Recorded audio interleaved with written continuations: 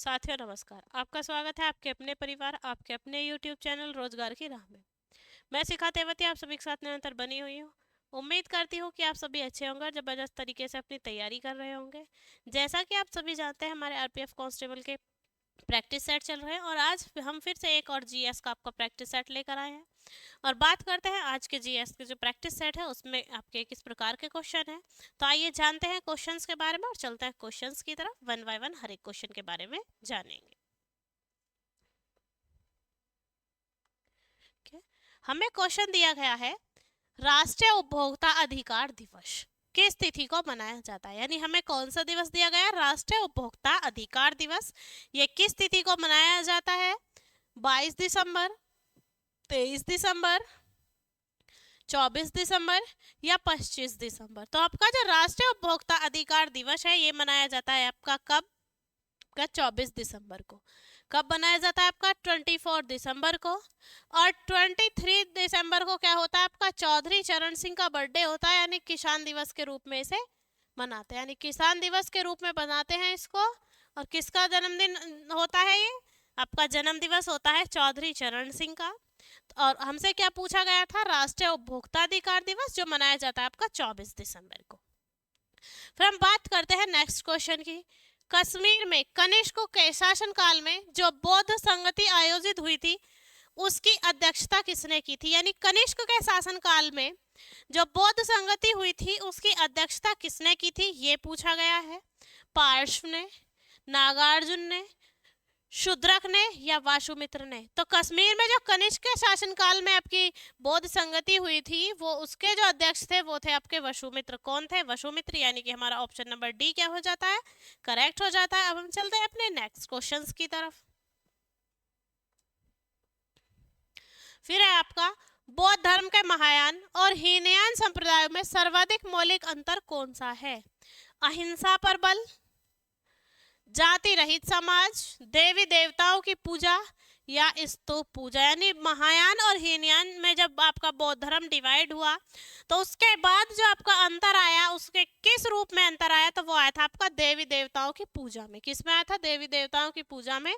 यानी कि हमारा ऑप्शन नंबर सी क्या हो जाता है, करेक्ट। बात करते हैं नेक्स्ट क्वेश्चन की। हेलियोडोरस का बेस नगर अभिलेख संदर्भित है। यानी हेलियोडोरस का एक क्या था आपका अभिलेख था जिसका नाम है बेस नगर, वो किसके संबंध में है ये पूछ रहा है।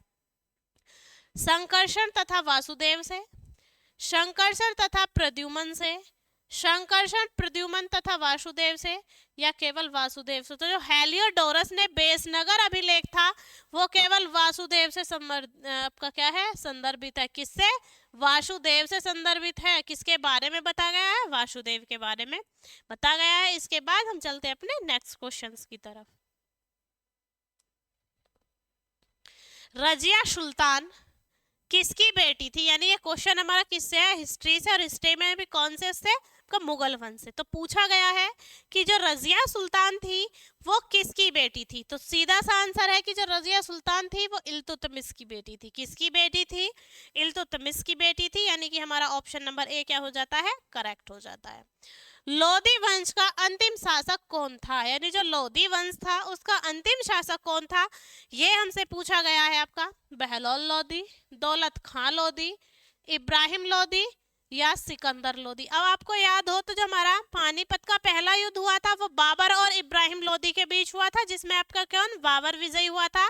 तो लोधी वंश का अंतिम शासक भी आपका कौन होगा, इब्राहिम लोधी। यानी कि हमारा ऑप्शन नंबर बी करेक्ट हो जाता है कि लोधी वंश का जो अंतिम शासक था वो इब्राहिम लोधी था। उसके बाद हम चलते हैं अपने नेक्स्ट क्वेश्चंस की तरफ।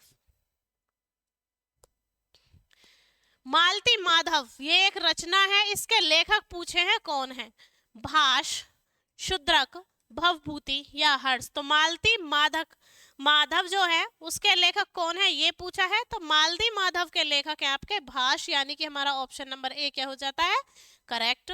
फिर हम बात करते हैं नेक्स्ट क्वेश्चन की। भारत का महान्यायवादी कब तक पद धारण करता है। यानी जो भारत का महान्यायवादी है, अटॉर्नी ऑफ जनरल है, वो कब तक अपने पद पर रह सकता है ये पूछा गया है। 2 वर्ष तक, 5 वर्ष तक, प्रधानमंत्री के प्रसाद पर्यंत तक या राष्ट्रपति के प्रसाद पर्यंत तक? तो जो महान्यायवादी है भारत का वो राष्ट्रपति के प्रसाद पर्यंत तक रह सकता है, यानी कि हमारा ऑप्शन नंबर सी क्या हो जाता है, करेक्ट हो जाता है। क्या हो जाता है ऑप्शन नंबर सी करेक्ट, कि भारत का महान्यायवादी राष्ट्रपति के प्रसाद पर्यंत तक पद धारण कर सकता है। इसके बाद हम चलते हैं अपने नेक्स्ट क्वेश्चंस की तरफ। फिर है केंद्र सरकार के व्यय को नियंत्रित करने की शक्ति किसमें निहित है? यानी जो केंद्र जो सेंट्रल गवर्नमेंट है उसके अंदर जो आपका व्यय करती है वो किसी भी योजना के ऊपर या किसी भी क्षेत्र में, तो उसको नियंत्रित करने का अधिकार किसको है, ये पूछा गया है। संसद में है, राष्ट्रपति में है, नियंत्रक एवं महालेखा परीक्षक में है, या केंद्रीय वित्त मंत्री के पास है? तो ये है आपका नियंत्रक एवं महालेखा परीक्षक के पास, यानी कि हमारा ऑप्शन नंबर सी करेक्ट हो जाता है। फिर है आपका भारतीय प्रशासनिक सेवा यानी IAS तथा भारतीय पुलिस सेवा IPS को समाप्त करने की सिफारिश किसने की थी? यानी कौन सा आयोग था जिसने IAS और IPS को समाप्त करने की सिफारिश की थी? कौन सा आयोग ऐसा था जिसने ये सिफारिश की थी? डेवर आयोग, खरे आयोग, वॉलकर आयोग या राजमन्नार आयोग? तो IAS और IPS को समाप्त करने की जो सिफारिश की थी वो की थी आपकी राजमन्नार आयोग ने। किसने की थी? राजमन्नार आयोग ने, यानी कि हमारा ऑप्शन नंबर डी जो है वो करेक्ट आंसर हो जाता है। इसी के साथ हम चलते हैं अपने नेक्स्ट क्वेश्चन की तरफ। नेक्स्ट क्वेश्चन है हमारा, 2 या 2 से अधिक राज्यों के लिए गठित संयुक्त राज्य लोक सेवा आयोग के अध्यक्ष तथा सदस्य की नियुक्ति कौन करेगा? यानी 2 या 2 से अधिक राज्यों के लिए जो भी आपका अध्यक्ष नियुक्त होगा उनकी नियुक्ति कौन करेगा, ये पूछा गया है। प्रधानमंत्री, राष्ट्रपति, केंद्रीय गृह मंत्री या आपसी सहमति से संबंधित राज्यों के राज्यपाल? तो जो आपके किससे पूछे गए हैं, 2 या 2 से अधिक। तो 2 या 2 से अधिक की बात आ जाए तो कौन करेगा? आपका राष्ट्रपति, यानी कि हमारा ऑप्शन नंबर बी करेक्ट हो जाता है। फिर हम बात करते हैं अपने नेक्स्ट क्वेश्चन की।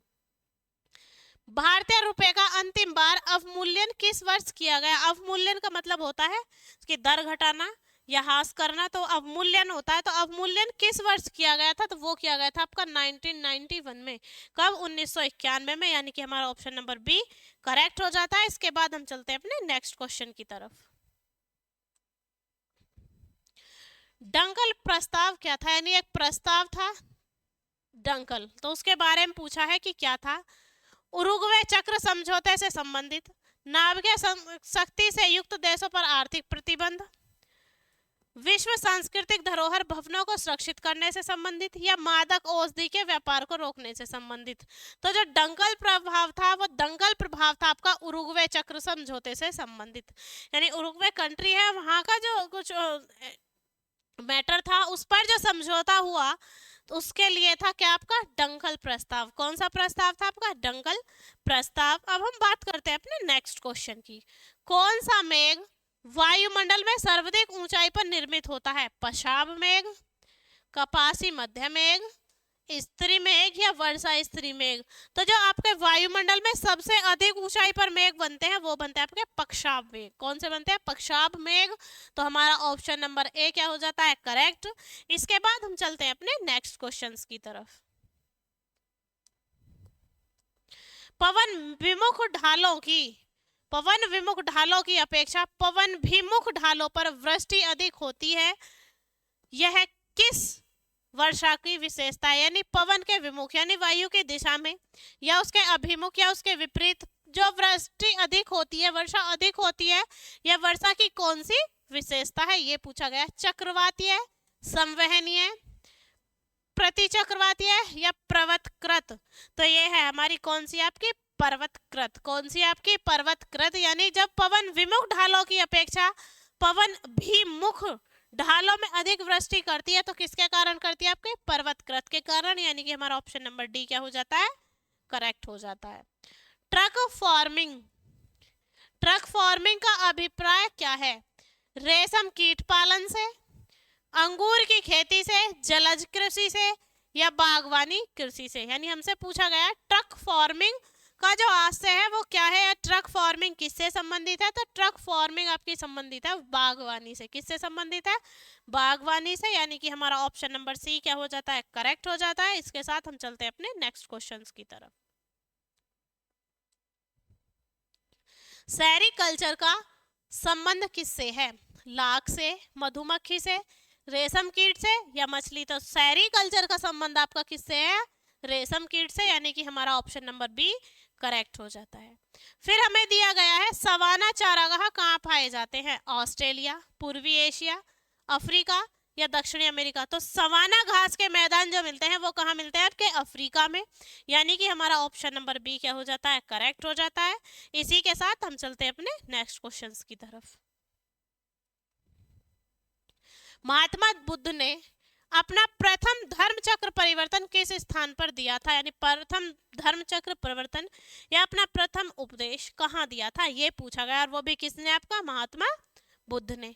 लुम्बिनी में, पाटलिपुत्र में, सारनाथ में या वैशाली में? तो प्रथम धर्म चक्र परिवर्तन जो था वो कहाँ किया था इन्होंने? सारनाथ में, यानी कि हमारा ऑप्शन नंबर बी करेक्ट हो जाता है। कि ऑप्शन नंबर बी क्या हो जाता है? करेक्ट हो जाता है, और आंसर क्या है उसका? सारनाथ। भारतीय शास्त्रीय नृत्य की सबसे प्राचीन शैली कौन सी है? ये पूछा गया है कि जो भारत के अंदर आपके क्लासिकल डांस हैं उनमें सबसे पुरानी नृत्य शैली यानी सबसे पुराना शास्त्रीय नृत्य कौन सा है? ओडिसी, कुचिपुड़ी, भरतनाट्यम, कथकली? कथकली कहाँ का है आपका? हल्का। कुचिपुड़ी आंध्र प्रदेश का, ओडिसी उड़ीसा का, और भरतनाट्यम कहाँ का है आपका? तमिलनाडु का। और सबसे पुरानी नृत्य शैली की बात करें तो सबसे पुरानी नृत्य शैली भी क्या है आपकी? भरतनाट्यम, यानी कि हमारा ऑप्शन नंबर सी क्या हो जाता है? करेक्ट हो जाता है। इसी के साथ हम चलते हैं अपने नेक्स्ट क्वेश्चंस की तरफ। लंदन किस नदी के किनारे पर स्थित है? यानी हमसे पूछी गई है क्या कि किस नदी के किनारे कौन सा शहर स्थित है, उसमें से हमसे क्वेश्चन पूछा गया है। टिग्रिस, थेम्स, डैन्यूब और टाइबर?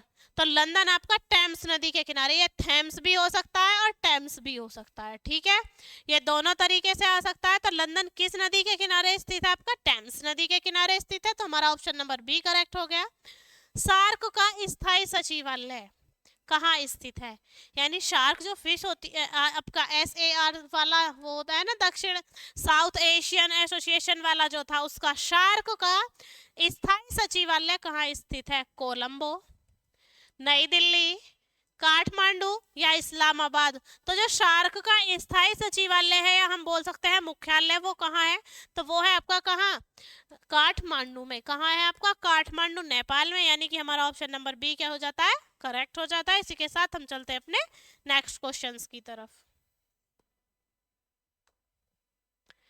फलों को कृत्रिम रूप से पकाने के लिए कौन सी गैस प्रयुक्त होती है? यानी कोई भी फल है अगर वो नेचुरली पेड़ पर लगकर नहीं पका, उसे हमने किसी और तरीके से पकाया, तो फिर आपका फल को पकाने के लिए किस कृत्रिम गैस की आवश्यकता होती है, ये पूछा गया है। तो उसकी होती है आपकी किसकी? एसिटिलीन की। किसकी होती है आपकी? एसिटिलीन की आवश्यकता होती है फल को कृत्रिम रूप से पकाने के लिए। तो हमारा ऑप्शन नंबर डी क्या हो जाता है? करेक्ट हो जाता है। फिर है यातायात के सिग्नलों में लाल प्रकाश प्रयुक्त किया जाता है क्योंकि लाल प्रकाश सबसे कम प्रक्षेपित होता है, लाल खतरे का प्रतीक है, खून का रंग लाल है, प्राणी या जीव जंतु लाल रंग पहचान सकते हैं। क्या प्राणी या जीव जंतु अन्य रंग नहीं पहचानते? पहचानते हैं।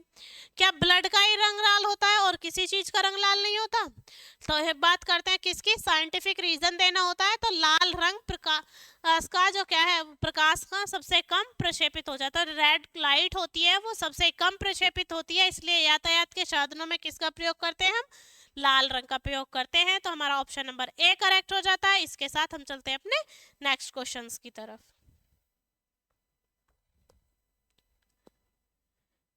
किस विटामिन की कमी के कारण बेरी-बेरी रोग होता है? यानी हमसे पूछा गया है कि कौन से विटामिन की कमी से बेरी-बेरी रोग होता है। Vitamin B12, vitamin B1, vitamin B6 और यहाँ आएगा आपका विटामिन B2। क्या आएगा आपका? Vitamin B2। तो पूछा गया है कि कौन से विटामिन की कमी से कौन सा बेरी बेरी रोग होता है? तो विटामिन B1 की कमी से। किसकी कमी से? विटामिन B1 की कमी से आपका कौन सा रोग होता है? आपका बेरी रोग होता है। उसके बाद हम बात करते हैं अपने नेक्स्ट क्वेश्चन की। जब किसी झील की तली से उठकर वायु का बुलबुला ऊपरी सतह तक आए तो उसका आकार बढ़ जाएगा, घट जाएगा, यथावत बना रहेगा या चपटा होकर तस्तरीनुमा हो जाएगा। यानी कोई झील है, उसमें पानी का बुलबुला बना है, तो क्या जब हम पत्थर फेंकते हैं तो बीच में थोड़ी छोटी लहर रहती है लेकिन फिर बड़ी होती हुई चली जाती है। उसी तरीके से आपका क्या होता है कि जब बुलबुला उठता है वो ऊपर की तरफ आएगा तो उसे एयर मिलेगी तो उसका आकार कैसा होगा? आपका बढ़ जाएगा। तो हमारा ऑप्शन नंबर ए करेक्ट हो जाता है कि जब किसी झील की तली से पानी का बुलबुला ऊपर की तरफ उठता है तो वो कैसा हो जाता है? आपका उसका आकार बढ़ता चला जाता है, आकार बढ़ जाता है। तो हमारा ऑप्शन ए क्या हो जाता है? करेक्ट हो जाता है। इसी के साथ हम देखते हैं अपने नेक्स्ट क्वेश्चन को भी। गर्म मौसम में पंखा चलाने से आराम महसूस होता है क्योंकि पंखा ठंडी हवा देता है, हमारा पसीना तेजी से वाष्पीकृत कर देता है, हमारे शरीर से अधिक ऊष्मा विकृत होती है या हवा की संवाहकता बढ़ जाती है। तो जब हमारी बॉडी में हम गर्म मौसम में आए और हमें पसीना आया हुआ है और हमने पंखा ऑन कर दिया तो क्या होगा? जब पंखा ऑन कर देते हैं तो जो हमारा पसीना है वो गर्म एयर की वजह से इवेपराइज हो जाता है, वेपर्स बन जाती हैं। तो क्या होगा कि हमारा पसीना तेजी से वाष्पीकृत होने लगता है, इसलिए उस पंखे की हवा हमें क्या लगती है? ठंडी लगती है। तो हमारा ऑप्शन नंबर बी क्या हो जाता है? करेक्ट हो जाता है। फिर पूछा है हमसे प्रकाश की गति क्या है, यानी स्पीड ऑफ लाइट, यानी प्रकाश की गति क्या है या प्रकाश किस गति से चलता है, ये हमसे पूछा गया है। तो प्रकाश की जो चाल है वो आपकी 3 × 10⁸ मीटर पर सेकंड है, यानी कि हमारा ऑप्शन नंबर सी करेक्ट हो जाता है। इसी के साथ अब हम चलते हैं अपने नेक्स्ट पेज की तरफ। आपस में जुड़ी दो आवेशित वस्तुओं के बीच विद्युत धारा नहीं प्रवाहित होती यदि वे हों, यानी दो वस्तुएं हैं आवेशित। कैसी हैं? आवेशित है। उनमें आपका क्या हो रहा है कि विद्युत धारा प्रवाहित नहीं होगी। किस कंडीशन में उनमें करंट फ्लो नहीं होगा, ये हमसे पूछा गया कि ऐसी कंडीशन बतानी है जब भी दो वस्तुएं आवेशित है लेकिन फिर भी उनके बीच में आपका करंट फ्लो ना हो। समान आवेश पर, समान धारिता पर, समान प्रतिरोधकता पर या समान विभव पर। जब आपके वोल्टेज इक्वल होंगे तो वो किस तरफ फ्लो करेंगी? किसी तरफ भी नहीं। तो हमारा ऑप्शन क्या हो जाएगा? D correct. समान विभव होने पर विद्युत धारा प्रभावित नहीं होगी, वे वस्तुएं क्या रहेंगी? आवेशित तो रहेंगी लेकिन करंट का आदान प्रदान नहीं करेंगी, आपका करंट फ्लो नहीं होगा। निम्नलिखित में से कौन सा विद्युत अनुचुंबकीय है, यानी इसमें हमसे क्या पूछा है? विद्युत अनुचुंबकीय। निकेल, कोबाल्ट, तांबा या क्रोमियम। तो क्रोमियम कैसा है? ये विद्युत अनुचुंबकीय है। क्रोमियम कैसा है? आपका विद्युत अनुचुंबकीय है, यानी कि हमारा ऑप्शन नंबर सी करेक्ट हो जाता है। इसके बाद हम चलते हैं अपने नेक्स्ट पेज की तरफ। होलोग्राफी का सर्वप्रथम उपयोग किसने किया था? क्या पूछा गया है हमसे? होलोग्राफी जो थी उसका सर्वप्रथम उपयोग किसने किया था, ये हमसे पूछा है। आर जोनाथन ने, पी फ्लेमिंग ने, वाई डेनिसुक ने या एस क्लार्क ने। तो होलोग्राफी का जो सबसे प्रथम यूज किया था वो किया था आपका वाई डेनिसुक ने, यानी कि हमारा ऑप्शन नंबर सी करेक्ट हो जाता है। फिर अब हम बात करेंगे अपने नेक्स्ट क्वेश्चन की। ठीक है, किसकी बात करेंगे हम? नेक्स्ट क्वेश्चन यानी क्वेश्चन नंबर 32 की। निम्नलिखित में से किसके ऋणात्मक आवेश होता है, यानी हमें चंद दिए गए हैं और पूछा गया है कि निम्नलिखित में से किस पर आपका क्या ऋणात्मक धनावेश होता है, ये पूछा गया है। अल्फा किरण, गामा किरण, बीटा किरण या एक्सरे किरण। तो बीटा किरण पर आपका क्या होता है? ऋणात्मक धनावेश होता है, यानी नेगेटिव चार्ज जो होता है वो किस पर होता है? आपका बीटा किरण पर, यानी कि हमारा ऑप्शन नंबर करेक्ट हो जाता है। इसी के साथ हम चलते हैं अपने नेक्स्ट क्वेश्चंस की तरफ। समस्त रेडियो सक्रिय पदार्थ यानी जितने भी रेडियो एक्टिव मैटर हैं क्षय होने के पश्चात किसमें अंतिम रूप में बदल जाते हैं, यानी जब सबसे लास्ट रूप होता है उसका वो कौन सा होता है जिसमें वो आपका परिवर्तन हो जाते हैं। जितने भी आपके रेडियो एक्टिव मैटर हैं वो अगर आपके 6 होते हैं और 6 होने के पश्चात एक ही अंतिम रूप बदल लेते हैं, उसके बाद बार बार 6 नहीं होता उनका, तो वो पूछा गया है।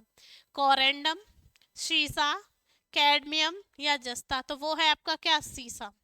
क्या है, सीसा, जिसे हम लेड भी बोलते हैं और आपका केमिक में पीबी भी बोलते हैं। क्या बोलते हैं, लेड या पीबी। तो सीसा एक ऐसी धातु है जिसमें जो जितने भी रेडियो एक्टिव पदार्थ हैं वो क्या करते हैं, आपका परिवर्तित होने के बाद फिर नहीं बदलते, तो वो है आपका लेड, यानी कि ऑप्शन नंबर बी करेक्ट हो जाता है।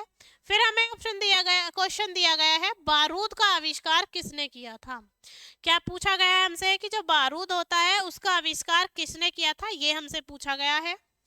रोजर बेकन, कॉस्ट, सीवी रमन या डॉक्टर गेटिंग? तो सीवी रमन ने तो रमन प्रभाव दिया था, इसलिए कब 28 फरवरी को आपका क्या मनाया जाता है, साइंस डे भी मनाया जाता है। तो हमसे क्या पूछा गया है कि आपका जो बारूद का आविष्कार था वो किसने किया था, ये पूछा गया है। तो बारूद का आविष्कार क्या था आपका, रोजर बेकन ने। किसने किया था, रोजर बेकन ने, यानी कि हमारा ऑप्शन नंबर ए क्या हो जाता है, करेक्ट हो जाता है। इसके साथ अब हम चलते हैं अपने नेक्स्ट क्वेश्चंस की तरफ और जानते हैं नेक्स्ट क्वेश्चंस के बारे में। ल्यूमेन किसका मात्रक है, यानी हमें एक वैल्यू दी गई है और हमसे पूछा गया है जो ल्यूमेन है वो किसका मात्रक है। एक भौतिक राशि दी गई है और उससे हमसे उसका क्या पूछा गया है, मात्रक पूछा गया है। कोणीय वेग, पृष्ठ तनाव, ज्योति फ्लक्स या आपका ध्वनि तीव्रता? तो जो ज्योति फ्लक्स है उसका मात्रक क्या है आपका, ल्यूमेन। क्या है आपका, ल्यूमेन, यानी कि हमारा ऑप्शन नंबर सी करेक्ट हो जाता है। इसके बाद हम बात करते हैं अपने नेक्स्ट क्वेश्चन की। निम्नलिखित में से कौन सा सामान्य ताप पर द्रव है, और सामान्य ताप पर क्या है, कौन सी धातु द्रव है आपकी, पारा, यानी जिसे हम क्या कहते हैं, मरकरी भी कहते हैं। और जब मरकरी कि किसी के साथ क्रिया कराई जाती है तो वो क्या कहलाता है हमारा, किसी धातु से जब मृक्रिया ऐड होकर कोई यौगिक बनाती है तो उसे हम क्या कहते हैं, धातु अमलगम कहते हैं। तो ये क्या है हमारा कि सामान्य ताप पर भी द्रव बनी रहे, तो वो है आपका पारा, यानी कि हमारा ऑप्शन नंबर बी करेक्ट हो जाता है। अब हम चलते हैं अपने नेक्स्ट क्वेश्चंस की तरफ। फ्लोरोसेंट ट्यूब में, एक ट्यूब होती है आपकी फ्लोरोसेंट ट्यूब में सर्वाधिक प्रयुक्त होने वाला पदार्थ है sodium oxide argon, sodium vapour neon, mercury vapour argon और मरकरी ऑक्साइड आर्गन।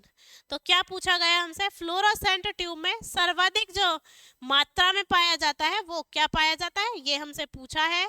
तो सर्वाधिक मात्रा में आपका क्या पाया जाता है, मरकरी की वेपर्स पाई जाती हैं और आर्गन पाया जाता है। तो हमारा ऑप्शन नंबर सी क्या हो जाता है, करेक्ट। इसके बाद हम बात करते हैं अपने नेक्स्ट क्वेश्चन की।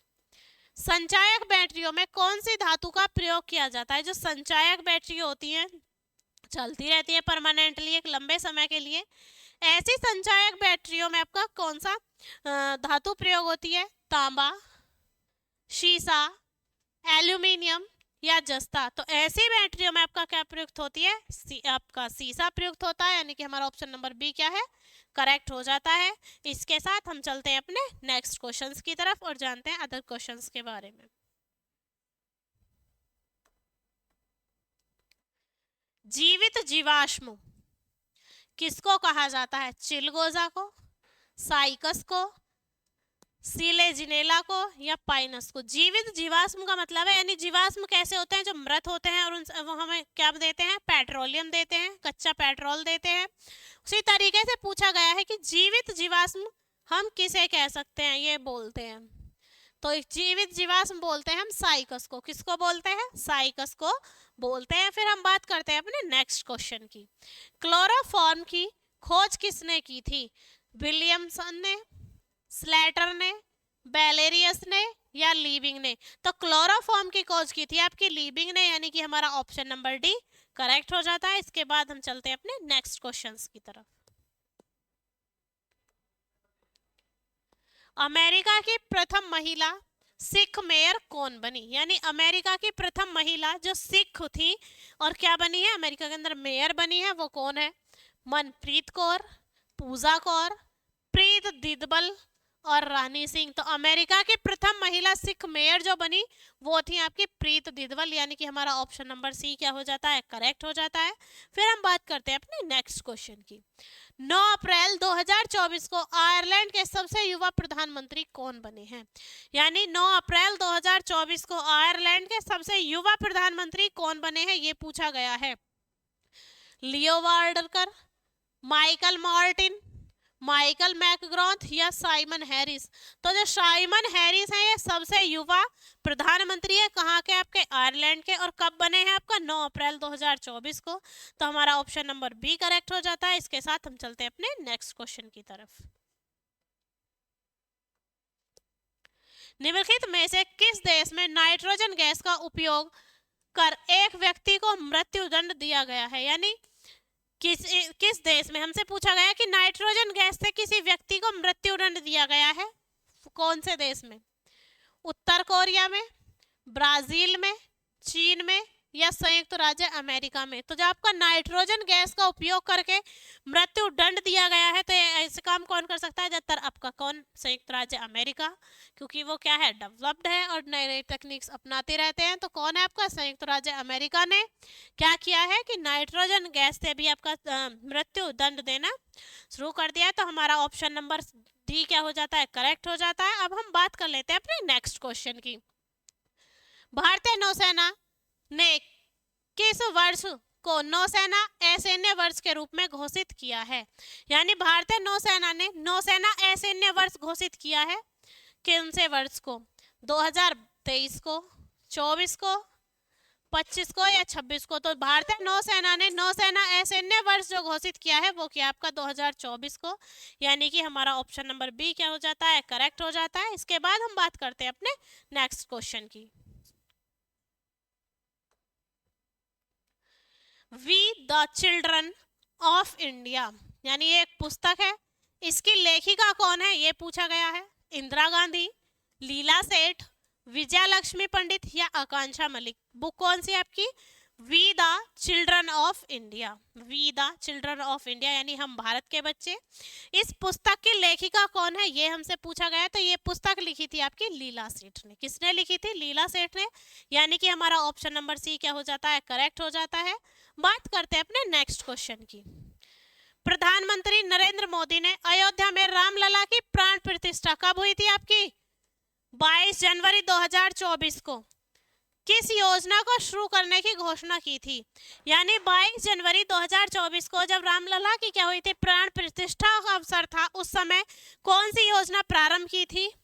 भारतीय गौरव योजना, भारत नया सवेरा योजना, भारत उदय योजना या प्रधानमंत्री सूर्योदय योजना। तो उन्होंने प्रारंभ की थी आपकी भारत नया सवेरा योजना, यानी कि हमारा ऑप्शन नंबर बी करेक्ट हो जाता है। इसके बाद हम चलते हैं अपने नेक्स्ट क्वेश्चंस की तरफ। निम्नलिखित में से किसे 49वां भारत रत्न पुरस्कार दिया जाने की घोषणा 23 जनवरी 2024 को हुई है। 23 जनवरी 2024 को हमारा क्या होता है, पराक्रम दिवस। क्या होता है? पराक्रम दिवस। और उस समय घोषणा हुई है 49वां भारत रत्न पुरस्कार मिलने की चौधरी चरण सिंह को, मनमोहन सिंह को, कर्पूरी ठाकुर को या श्री श्री रविशंकर को। तो घोषणा हुई है किसके लिए? आपका कर्पूरी ठाकुर के लिए। तो हमारा ऑप्शन नंबर बी क्या हो जाता है, करेक्ट। इसके बाद हम जानते हैं अपने नेक्स्ट क्वेश्चन के बारे में। उपराष्ट्रपति जगदीप धनखड़ ने भारतीय गणतंत्र के 75वें वर्ष के उपलक्ष्य में किस अभियान का शुभारंभ 24 जनवरी 2024 को किया था? देश का संविधान देश का अभिमान, हमारा संविधान हमारा सम्मान, संविधान से संकल्प या संविधान से सिद्धि।